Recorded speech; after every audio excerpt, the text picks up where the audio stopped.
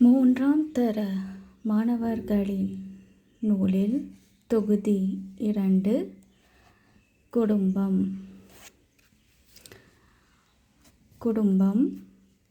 அரசிக்கு வயது 10. அவள் ஒரு நல்ல சிறுமி. அரசி குடும்பத்தில் 6 பேர் இருக்கிறார்கள். அவள் அப்பா ஒரு காவலர். அவர் வேலைக்கு போகிறார்.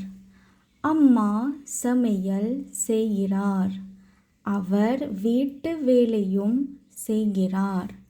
தாத்தா கடையில் பழமும் ரொட்டியும் வாங்குகிறார். மாலையில் அரசி படிப்பு அறையில் படிக்கிறாள். அவள் தம்பி பெயர் வேலன். அவன் முதல் வகுப்பில் படிக்கிறான். மேசை மேல் ஒரு கணினி இருக்கிறது. அவன் கணினியில் விளையாடுகிறான். பாட்டி நல்லவர்.